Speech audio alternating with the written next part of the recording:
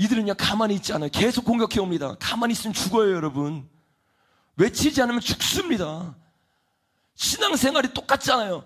내가 가만히 있는데, 기도하지 않는데, 말씀이 있지 않은데, 근신하여 깨어있지 않은데 어떻게 살아남습니까? 우는 사자와 같이 다가오는데, 전쟁인데, 장난이 아니에요, 여러분. 이건 전쟁이에요, 전쟁. 여러분, 신앙생활과 우리의 삶이 연결되어서 이 전쟁에 임하기를 예수님의 이름으로 축복합니다.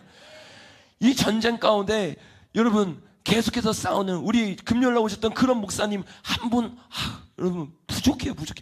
너무 귀해요, 너무 좋아. 한 분으로 어떻게 이겨요, 여러분? 그래서 그분도 예전에 주사파에서 여러 번 활동했던 분이니까 어떻게 해요? 이 제자 키우는 게 너무 중요한 거 아니에요? 그러니까 한동대에 가가지고 제자 키우고 제자들 만들어서 이 탈북민 요 사역이 벌써 70명이 넘었대요. 70명. 그래서 이번에 고민정이 딱 왔을 때 거기서 맞섰던 사람들이 다 그 사람들이잖아요. 여러분, 그들은요 그냥 성공에 대해만 딱 점령하려고 하는 게 아니라 386 세대처럼 대학교를 다 점령하려고 하는 거예요. 지금 대학교 싸움이에요, 대학교 싸움. 그 고민정이 거기 초청된 게 말이 돼요. 한동대가 어떤 학교인데, 성공에 대한 완전히 다른 학교인데 거기에 모든 한동대가 잘못된 게 아니라 거기에 간첩들을 심어 놓는 거예요. 거기에 자기 편들을 심어 놓는 거예요. 간첩이 북한 간첩을 말한 게 아니라, 또 오해해가지고 이상한 말 하지 말고 그 간첩을 심어 넣어서 어떻게 해요? 초청시키는 거예요. 초청시키는 거예요. 사람들 세뇌시키려고. 이 고민정이라는 사람이 어떤 사람이에요, 여러분? 다음 장면 보니까 평등법을 발휘한 사람이에요. 평등법. 공산주의의 가장 앞에 있는 평등법을 발휘한 다음에 어떻게 교회를 무너뜨리려는 세력을 데려온 거예요, 여러분. 여러분, 이 한동대에서 어떤 강연을 했는지 감사하게 누가 제보를 보내주셔가지고 그 녹취 파일을 제가 가져왔어요. 다 들려줄 수 없지만 40분 되는 거여서 한 1분 정도만 어떤 이야기를 하는지 우리 같이 한번 들어보겠습니다. 한번 들어볼게요.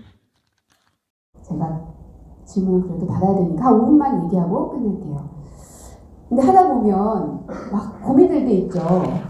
이 길이 맞나 아닌 것 같기도 하고, 매일 아침에 일어났을 때 생각 다르고 밤에 생각 다르고 어제 다르고 오늘 다르고 막 그러죠. 안 그렇습니까? 그렇죠. 정상입니다. 만약에 아침 다르고 저녁에 다르고 막 이런 게 없이, 그런 고민이 없으면 그거 오히려 스스로를 좀 돌아보셔야 됩니다. 나침반에 보면은 이 진함철이 있잖아요. 진함철은 계속 떨립니다. 그 진함철이 불안한 떨림을 멈췄을 때 우리는 그 진함철은 고장나서 버려야 됩니다. 우리의 삶도 마찬가지입니다. 저 스스로한테 하는 이야기이기도 하고요. 여러분들도 마찬가지고요. 내가 가고 있는 길이 맞는가에 대한 끊임없는 고민이 있는 사람만이 멀쩡한 진함철을 갖고 있는 사람인 것이죠. 오히려 그 진함철이 멈춰버리면 한번 다시 돌이켜보고 내가 왜 이러지? 하고 생각해 보셨으면 좋겠다. 그리고 지금 혹시나 가지고 있는 게 없다 하더라도, 내가 알고 있거나 커리어나 등등등 없다 하더라도 그거에 낙담하거나 그러진 않으셨으면 좋겠다. 이게 30분, 38분 정도 되는 강의인데, 여러분이 이 얘기를 딱 들으면 갑자기 왜 요걸 틀어주지? 다른 더 중요한 장면을 안 틀어주고 라고 생각할 수 있어요. 이들이 얼마나 무서운지 여러분이 보셔야 돼요. 그 다음 장면 한번 봅시다. 보면 계속 그 5분 동안만 얘기하고 질문을 받겠습니다 하고 30분 강연한 다음에 5분 동안 지금 방금 들었던 녹취록부터 그 뒤에까지, 시간이 없어서 그 뒤는 제가 이렇게 글로만 가져왔습니다. 보면 야심 성유회, 그 당모 유형, 이런 단어들을 쓰면서 아까 나침반 이야기를 했죠. 요 얘기들이에요. 근데 여러분, 그 얘기들이요, 우리가 들으면 뭔 얘기인지 하나도 몰라. 그냥 좋은 얘기구나. 근데 그게 다 어디서부터 온 이데올로기인지 알아야 돼요. 나침반 이야기 좋은 얘기 같잖아요. 그 얘기 가장 먼저 한 사람이 누구냐? 그 다음 장에 보면 북극을 가리키는 남침은 무엇이 두려운지 항상 여원 바늘 끝을 떨고 있습니다. 여원 바늘 끝이 떨고 있는 한 우리는 그 바늘을 가리키는 방향을 믿어도 좋습니다. 그러나 그 바늘 끝이 전율을 멈추고 어느 한쪽에 고정될 때 우리는 그것을 버려야 합니다. 이미 나침반이 아니기 때문입니다. 누가 적은 시예요? 신연복이 만든 글이에요. 이 글을 가지고 인용해서 말하기 시작해요. 그리고 아까 야심 성유희라고 했죠. 그게 누가 적은 글이에요? 신연복이 적은 글이에요. 계속 5분 남아가지고 자기의 핵심 이야기를, 결론을 맺는다고 하면서 단어를 사용하는 게 다 뭐냐? 신영복의 글을 인용해서 풀어주고 있는 겁니다. 여러분, 고민정이 누구였어요? 청와대 대변인이었잖아요. 누구 대변인이었어요? 문재인 대변인이었잖아요. 물어봐요. 존경하는 정치인 혹은 인물이 있습니까? 그 다음 장면 보니까 뭐래요? 남편 신영보 선생이 문재인입니다. 여러분, 이게 지금 고민정이 가지고 있는 사상이에요. 이 386 세대 아닙니다. 90년대, 90년대. 그 뒤에도 제자가 계속 만들어지고 있었던 거예요, 제자가. 신영보의 사상을 가지고 지금 한동대 기독교 대학 가가지고 그 사람들에게 신영보 사상을 풀어내고 있는 거예요. 신영보 얘기하면 욕먹는 거 아니까 이름만 쏙 빼고 거기서 배운 사상들을 가지고 그들 세뇌시키고 있는 거예요. 누가 알겠어요? 이게 그 얘기인지. 근데 영이란 건 얼마나 무서운데요, 여러분. 영은 정염성이 있어요, 전염성이. 요 글들을 풀어내기 있는 거예요. 고민정이 이 신영보를 존경하는 이유가 있어요. 그 다음 장면에 보니까 고민정이 굉장히 핍박을 받았을 때 2009년에 1년 동안 쉬면서 중국의 징다오대에 가가지고 학생들을 가르쳤대요. 그리고 2010년에 어디로 갔대요? 성공회대 대학원을 갔대요. 거기서 고 신영복 교수와 미디어 문화를 공부했대요.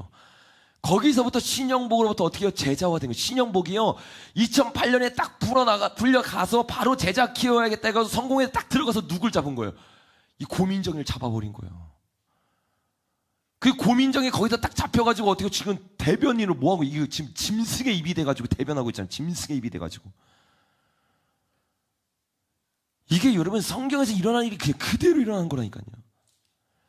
잘못된 희년들로 그들이 지옥의 문을 열고 있는 거예요. 천국의 문이 열려야 되는데 그들이 지옥의 희년을 열고 있는 거예요.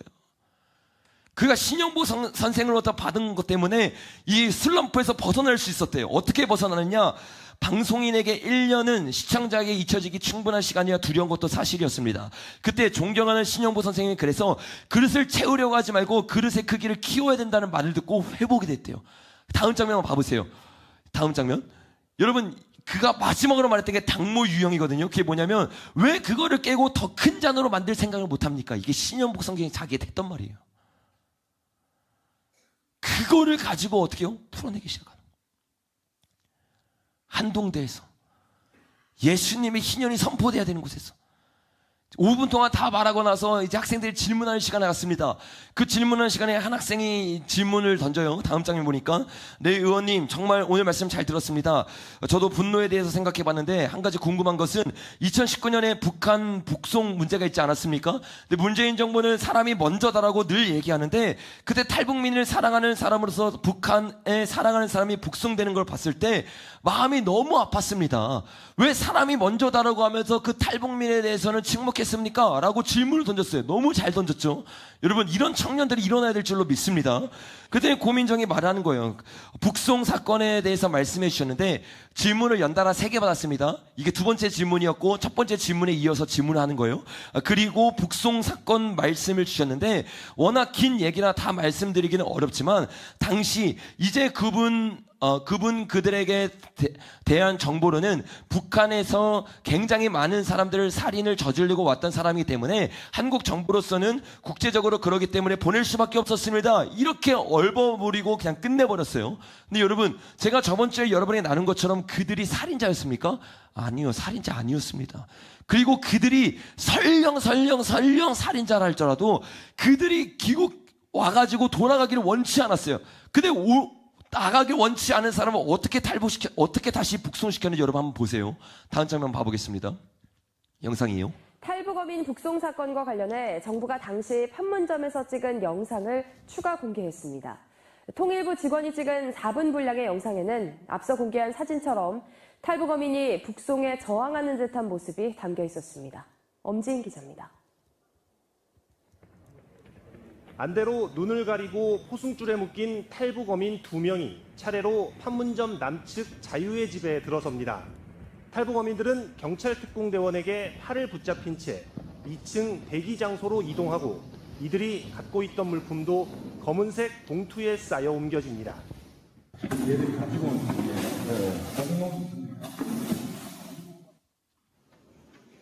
서로 떨어져 앉아 대기하던 이들 2명은 잠시 뒤 포승줄이 풀린 채 한 명씩 자유의 집에서 출발해 군사분계선으로 걸음을 옮깁니다. 검은색 외투를 입은 탈북어민은 북측 구역을 한참 바라보다 걸음을 멈추고 그대로 주저앉습니다.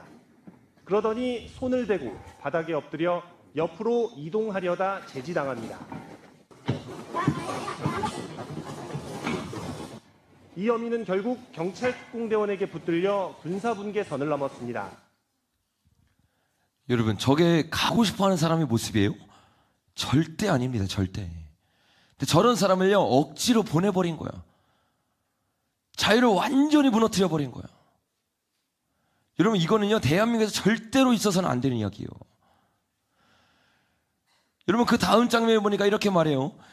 단독으로 낸 기사인데 강제 북송 어선에 피가 있었다고 처음에 정부에서 보도를 했어요. 그리고 나서 기자가 그 배에 직접 들어가서 봤더니 배에 피가 하나도 없었대요.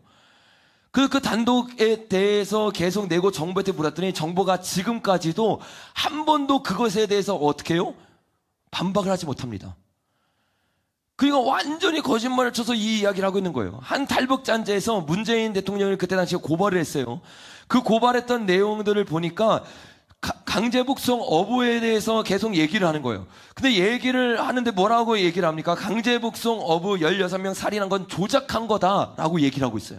근데 이 조작했던 이유라고 하는 말이 뭐냐면, 문재인 정권은 탈북 어민 2019년 11월 3일 단 하루 조사하고 11월 7일 탈북 어민 강제 북송이 언론에 알려지자 이들은 16명을 성상에서 살해한 자라고 발표한다. 16명 살인 사건을 단 하루 조사해 살인죄를 확정하는 세계 기네스 기록을 보유한 정권이다라고 꼬집었다. 여러분, 어떤 사건이 일어나는데 그 살인 사건을요 그것도 보지도 않고 CCTV도 없고 피도 있는지 없는지 확인이 안 된 상태에서 하루 만에 확인을 했다? 말도 안 되는 거예요. 적어도 이것을 정확하게 확인을 해보고 완벽하게 모든 국민들이 인정할 수 있을 때까지 조사를 해야지, 단 하루 조사해버리고 어떻게 해요? 살인죄니까 보내버리고 보내버렸다는 거예요. 여러분, 이것은요 살인에 동조한 겁니다. 기업을 물을 자가요 그 피를요 같이 흘리고 있는 거예요. 이게 교회의 죄예요. 교회의 죄. 왜? 교회로부터 시작됐으니까. 우리가 희년을 선포하고 희년에 대해서 나누면서 무엇에 대해서 기도하고 무엇을 향해 나아가든지 다시 한번 우리가 돌아봐야 돼요. 고민정이 가가지고 지금 한동대에서 저런 짓거리를 하고 있는 거예요. 여러분, 한동대는요 주님이 사랑하는 학교입니다. 저들이 성공대를 사랑해서 성공에 대해 사람들을 계속 키우고 있는 것처럼 우리는요 신학교와 이런 한동대 같은 학교를 지키고 기도해야 됩니다. 근데 저기는요 깨어있는 많은 학생들이 있어요. 고민정이 왔을 때 그 강의실 앞에 있던 사진인데 한번 보십시오. 그 다음 장면 한번 보십시오. 이들이요 다 저렇게 서가지고요 고민정이 들어갈 때 하나님이 싫어하는 법을 세운 저 사람들을 항동대에 세우는 거 반대한다고 저기서 계속 기도하면서, 그 목사님과 함께 북한을 위해서 기도하고 있던 저 학생들이요 70명이 저기 모여가지고요 저 강의가 끝나고 다 돌아갈 때 저기 서서 계속 기도하고 서 있습니다. 저들은 국회의원보다 힘이 없습니다. 한 학생이요. 근데 저들은요 양강나팔을 들고 있는 자들이에요. 그 희년을 선포하고 있는 자들이에요. 우리는 저들을 위해 기도해야 됩니다. 또 종학생회가 이 반대에 있는 종학생회들과 다르게 얼마나 멋지게 지금 싸우고 있습니까? 편지를 보내고 기도 편지를 보내면서 수많은 유튜버들에게 기도 부탁을 하고 있어요. 여러분, 저와 여러분들이 이 싸움에 동조해야 될 줄로 믿습니다. 이 싸움에 기도의 힘을 실어야 될 줄로 믿습니다. 양강나팔을 드려야 될 줄로 믿습니다.